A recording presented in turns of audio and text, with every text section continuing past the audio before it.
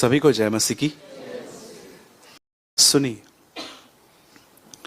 आप जानते हैं जब आप परमेश्वर के साथ संगति करेंगे, जब मैं कहता हूं फेलोशिप, आप में से कितने लोग ये बात जानते हैं?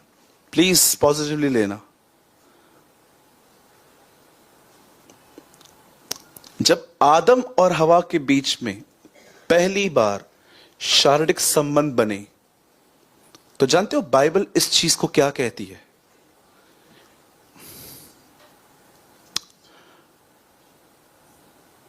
बाइबल इस चीज में कहती है, आदम ने हवा को जाना। न्यू लिखा है इंग्लिश में। एक सेक्सुअल रिलेशनशिप को जेनेसिस में ऐसा लिखा गया है, आदम ने अपनी पत्नी हवा को जाना। वहां पर यह नहीं लिखा गया कि उनके बीच में शारीरिक संबंध हुए, ऐसा लिखा है उन्होंने जाना। एक फिजिकल था। बट आप जानते हैं जब यीशु मसीह ने कहा कि अनंत जीवन यह है कि वो मुझे जाने, तो यहां पर बात स्पिरिचुअली है कि परमेश्वर के साथ इतने एक हो जाना। क्योंकि लिखा है जो प्रभु के साथ संगति में रहता है वो उसके साथ एक आत्मा हो जाता है।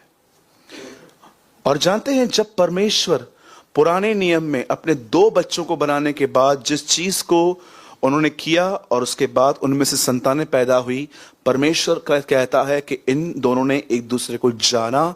और ये सेम वर्ड जॉन 17:3 में लिखा गया है कि अनंत जीवन यह है कि हम परमेश्वर को जाने। पुराने नियम में जब बात लिखी गई है जानना, तो वहां पर शारीरिक लिखी गई है, पर जब नए नियम में लिखी गई है तो वहां पर स्पिरिचुअल वे से लिखी गई है। जैसे कि आप सब जानते हैं हस्बैंड और वाइफ के रिलेशनशिप के बीच में अगर वो एक साथ एक होते हैं तो इसे व्यभिचार नहीं, इसे उनका प्रेम कहते हैं। वैसे ही जब परमेश्वर कहता है कि तू मेरी दुल्हन है, मैं तेरा दूल्हा हूं, तो संबंध स्पिरिचुअली है। ठीक है? और सुनिए, जब आप परमेश्वर के साथ एक हो जाएंगे ना, तो मैं आपको बताना चाहता हूं आपके साथ एक ब्यूटीफुल एक्सपीरियंस होगा। आपको एक बहुत अच्छा अनुभव आपको होगा। आप जानते हो अनुभव क्या होगा? आपको कोई टीच करने की नीड नहीं पड़ेगी कि ये क्या है, ये क्या है। आप उन चीजों से प्रेम करने लग जाएंगे जिन चीजों से परमेश्वर प्रेम करता है, और आपको उन चीजों से नफरत हो जाएगी जिन चीजों से वो नफरत करता है। और ये आपको कोई पास्टर, कोई प्रचारक नहीं सिखाएगा, ये एक अनुभव मिलेगा आपको। अगर आपको ये एक्सपीरियंस नहीं मिला है कि परमेश्वर जिन चीजों से प्रेम करता है उन चीजों से प्यार करना, और प्रभु जिन चीजों से नफरत करता है उन चीजों से नफरत करना, तो मैं आपको बताना चाहता हूं शायद आप अब तक सिर्फ बाइबल पढ़ने में बिजी हो, लेकिन परमेश्वर के साथ एक हो जाने का अनुभव आपको नहीं है। क्योंकि इशू यह है कि आजकल लोग परमेश्वर से ज्यादा प्रकाशनों के पीछे हैं। रेवलेशंस वो बाइबल का एक पार्ट है, आप उसको गलत या मिस नहीं कर सकते हो, लेकिन बहुतों की जिंदगी उसी पार्ट में चल रही है। सिर्फ प्रकाशन, इस वचन का अर्थ, इस वचन का अर्थ, इस वचन का अर्थ, इस वचन का अर्थ। जैसे जैसे उनको नॉलेज मिलता जा रहा है उतना ही ज्यादा वो दूसरों को कम आंकते हैं।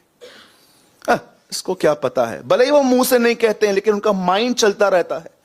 इसीलिए आप देखिए खुदावन ने क्या कहा ओल्ड टेस्टामेंट में कि भले और बुरे का ज्ञान का वृक्ष जो है, तुम्हारा नॉलेज भले और बुरे का वहां से नहीं, मेरे साथ कांटेक्ट में आने के बाद मिले तो ज्यादा अच्छा है। अब सुनिए, जो चीज मैंने इन दिनों में लर्न की जो परमेश्वर को पसंद नहीं है, वो मैं आपके साथ शेयर कर रहा हूं। और मैं अपने आप को बिल्कुल मैं ढीला छोड़ रहा हूं, परमेश्वर मुझे जहां ले जाए। आप जानते हो पुराने नियम के अंदर ऐसा लिखा गया है कि शैतान ने दाऊद को उकसाया कि इज़राइल की पब्लिक गिने, और यह बात प्रभु को बुरी लगी, और उसके बाद लिखा गया है प्रभु ने बहुतों को मार दिया। मैं एक बात सोच रहा था यहां पर, यह कौन सा पाप है, क्या गुनाह है कि प्रभु को इतना गुस्सा आया? आप में से बहुत सारे लोगों ने इस वचन को पढ़ा होगा कि एक समय था जब दाऊद ने इज़राइल की गिनती की थी पूरी, और यह बात प्रभु को बहुत बुरी लगी थी। और ऐसा लिखा गया है कि उसके बाद प्रभु इज़राइल को मारने लग गया। आप जानते हो क्यों उसने पब्लिक गिनी? क्यों? आपको पता है, जब दाऊद देख रहा था कि हर जगह युद्ध का माहौल था, हर जगह पे लड़ाइयां हो रही थी, तब दाऊद ने लोगों को गिनना चालू किया कि अगर कल लड़ाई लग रही है, कल इज़राइल के ऊपर भी कुछ आ रहा है, तो क्या हम रेडी हैं? एक व्यक्ति इतिहास जानता था कि परमेश्वर थोड़े से लोगों को लेकर बड़ी बड़ी लड़ाइयां जीत चुका था, अब भी वो गलतियां सेम गलतियां कर रहा था।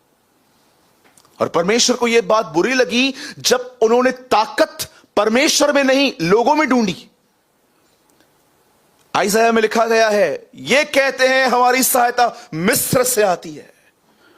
आपको पता है, जब आपके ऊपर प्रॉब्लम आती है और आपका पहला फोकस इंसान होता है, यह बात नफरत करता है खुदा कि यार ये लोग किधर जा रहे हैं, जबकि मैं इनके साथ हूं, मैं इनके साथ खड़ा हूं, मैंने इनको अनुभव दिया है पुराने नियम में लाल समुंदर का, मैंने इनको मन्ना दिया था, मैं आगे आगे चलता रहा था इनके, ये अभी भी लोग ढूंढ रहे हैं।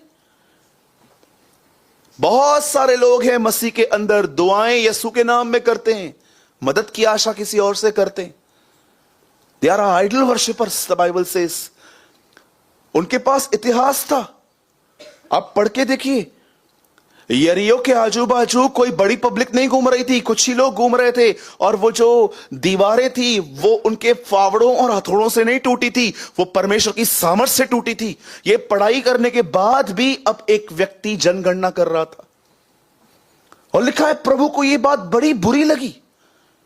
यार लड़ाई में तुम्हें मैं बेचता हूं, दुश्मनों को मैं तुम्हारे वश में कर देता हूं, तुम्हें ताकत मैं देता हूं गोलियत से लड़ने के लिए, और अब भी तुम पब्लिक गिन रहे हो। जानते हो इसे आप अपने लाइफ पे कैसे अप्लाई कर सकते हो? जब परमेश्वर एक व्यक्ति को देखता है ना कि आज भी उसका दृष्टिकोण खुद पर है, ये बात उसे पसंद नहीं आती। ये चीज मैंने एक पर्सनल रिलेशनशिप में प्रभु से सीखी। मैं पढ़ रहा था, क्योंकि मैं पोर्शन पढ़ रहा था, अपना क्रॉनिकल मेरा था, मैं पढ़ रहा था, मैंने प्रभु से कहा, प्रभु आपको क्यों बुरा लगा इतना? Why you are hurt?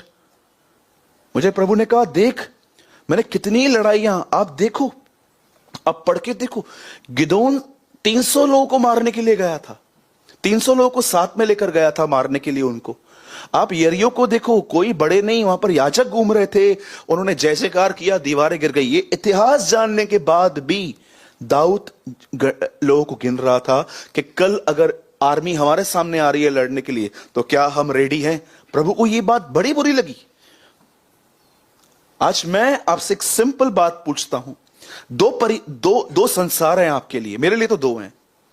एक वो संसार है जो मुझे दिखता है, जिसमें मेरा परिवार रहता है, मेरी कलीसिया रहती है, जहां पर लोग रहते हैं, पर एक और वर्ल्ड है, वो है मेरा इनसाइट, विचारों का जीवन। और मैं आपको सच कहता हूं, मैं दोनों में बदलाव चाहता हूं। इन दिनों में मैं बहुत चाहता हूं कि जो बाहर का माहौल है वो भी बदले, और मैं ये भी चाहता हूं कि मेरे भीतर के अंदर जो गंदगी और मेरे बाप दादाओं का स्वभाव जो बर के मुझ में पड़ा हुआ है, उससे मैं बाहर निकलूं। आप इस बात को देखिए, आपके पास भी ये दोनों तकलीफें हैं, भीतर का संसार और बाहर की दुनिया, अंदर की बातें और बाहर की बातें। हम सब चाहते हैं प्रभु के हम भी बदलें और हमारे परिवार में भी कुछ चेंजेस आए, पर इसके लिए आप निर्भर किस पर हो? यीशु ने कहा, धन्य है वे जो मन के दीन हैं, स्वर्ग का राज उनका है। ये दीन वर्ड बहुत मिसअंडरस्टूड है, दीन है ही नहीं इंग्लिश में। इंग्लिश में लिखा गया है poor, blessed are the poor in spirit. अब मैं इसको हिंदी में ट्रांसलेट करता हूं, धन्य है वे जो आत्मा में गरीब हैं। एक उर्दू ट्रांसलेट में लिखा गया है, मुबारक हैं वो जो फकीर हैं। वाह, फकीर हैं जिनके पास कुछ भी नहीं है। अब आप मुझे बताओ, एवरी संडे अगर आपके डेवड़ी पे एक भिखारी आके कहे, सर प्लीज मुझे कुछ दीजिए, आप उसको बोलो, सैटरडे था कल, दिया था ना आपको, फिर से क्यों आए हो? ओवर, कल पूरा हो गया आज के लिए। कोई भिखारी नहीं है आज जिसको आप एक दिन दो, दूसरे दिन नहीं मांगने आए। कुछ भिखारियों के आप देखो नियम रहते हैं, वो वेडनेसडे को, थर्सडे को, फ्राइडे को वो आएंगे ही आएंगे, कुछ भी हो जाए आएंगे ही आएंगे, उनका नियम है। एक व्यक्ति जो सच में आत्मा में गरीब है, वो खुदावन से मदद मांगता है। पर जानते हो यीशु ने क्या कहा? उसके राज्य में कौन नहीं आएंगे? धनवान, जिनको लगता है प्रभु क्या मैं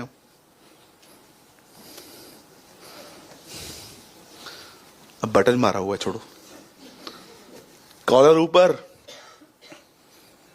जब बाइबल कहती है धनवान उसके राज्य में नहीं आएंगे, तो याद रखना बाइबल वहां पैसों की बात ही नहीं करती है, क्योंकि बहुत सारे गरीब लोग भी बड़े घमंडी हैं। मैंने बहुतों को देखा है, गरीब भी हैं, घमंडी भी हैं, लेकिन बहुत सारे मैंने ऐसे भी लोग देखे जो बहुत रिच हैं पर हम्बल हैं। ऐसा नहीं है कि हर अमीर घमंडी होता है, ये गलत हुआ। मैंने ऐसे बहुत सारे लोग देखे, पॉकेट में 1 रुपया भी नहीं है, लेकिन खड़े ऐसे रहेंगे।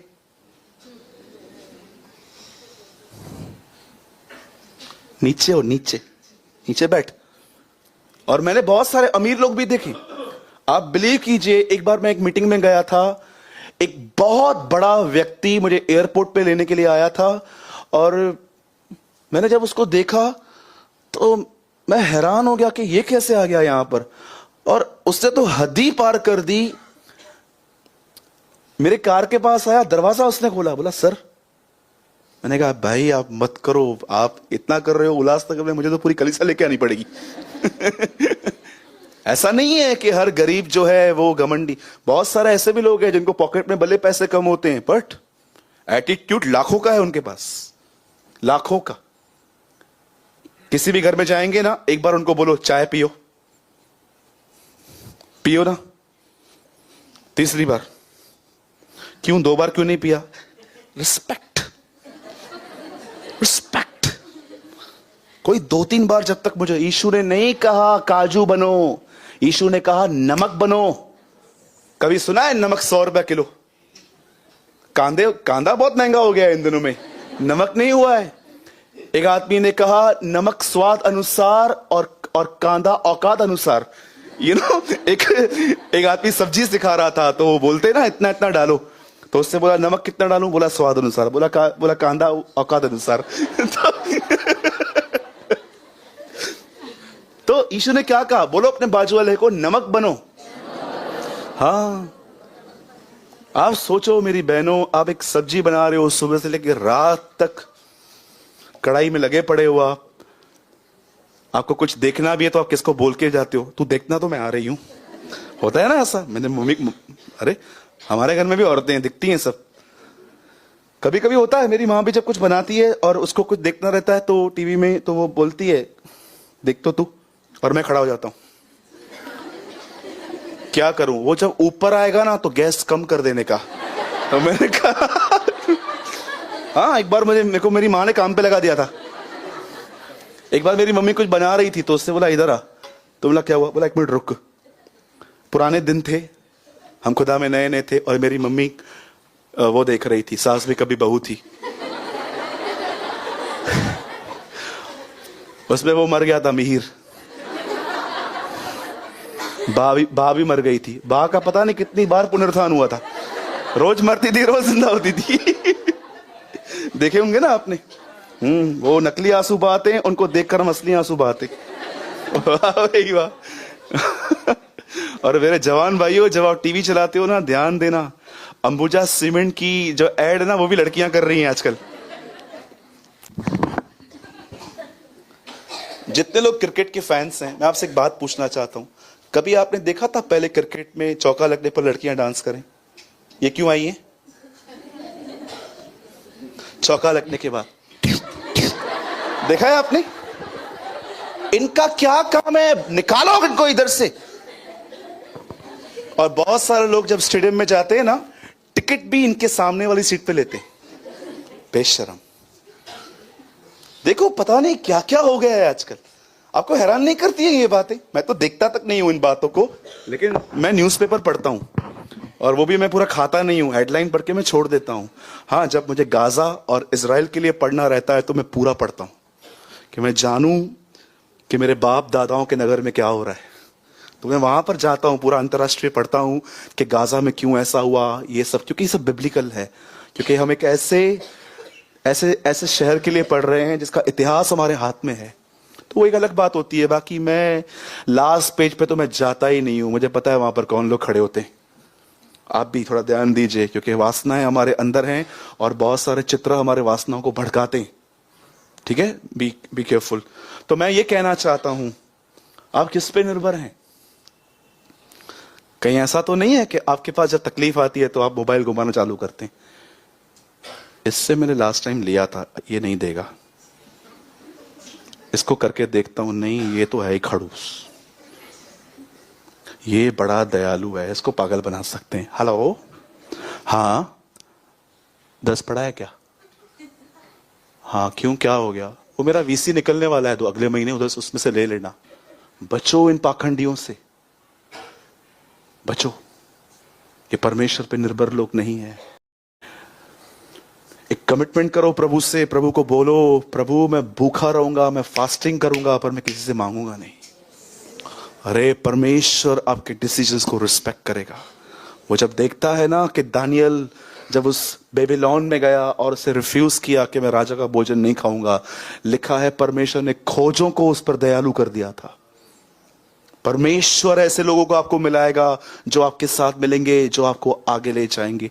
क्या रेबेका जानती थी जिन ऊंटों को वो पानी पिला रही है वही ऊंट उसे इसहाक के पास ले जाएंगे? नहीं जानती थी, पर ये ऐसा हुआ। दाऊद ने जनगणना की और यह बात यहोवा को बुरी लगी, क्रॉनिकल्स में लिखा है। अपनी ताकत पर निर्भर। देखिए, ये तो सिर्फ मैंने आपको थोड़ा सा बताया, ऐसी हजारों और लाखों बातें हैं जो खुदा आपको पर्सनल फेलोशिप में सिखाता है कि ऐसा मत कर, ऐसा मत कर, ऐसा मत कर, ऐसा मत कर। आप मुझे बताइए, इस चर्च को चलाने के लिए बहुत पैसों की जरूरत पड़ती है। मैं आपको सच कहता हूं, शायद मैं आपको चर्च का खर्चा बताऊंगा तो आप बिलीव ही नहीं करेंगे, बहुत खर्चा होता है। पर इसका मतलब ये नहीं है कि अगर आप में से कोई रिच है तो मैं आपके साथ फ्रेंडशिप करूंगा और फिर मैं आहिस्ते आहिस्ते आहिस्ते आहिस्ते इमोशनली आपसे बात करूंगा। हमारे पास बहुत तकलीफ है, आपको तो खुदा ने इतना दिया है। मेरे को उसने अगुवाई की है, दो मुझे। ओह, मैन ऑफ गॉड ने बोला है। ये सब ट्रिक्स सब बंद करनी है, ये सब गलत हैं। खैर मैं तो कभी इनमें गया भी नहीं हूं, लेकिन मुझे बहुत सारे लोग बताते हैं कि ब्रदर ऐसी सी बातें हैं, बहुत बचिए। मैं इतना जानता हूं, जब यीशु मसीह ने अपने चेलों को कहा जाओ, तो उसने कहा बटुआ मत लेना, डोंट डिपेंड ऑन मनी। मेरा काम पवित्र आत्मा से होगा, न कि इन पैसों से। पैसा हमें चाहिए, और मैं आपको सच कहता हूं, मैं विश्वास करता हूं कि प्रभु हमारी जरूरतों को पूरा करेगा। आमीन।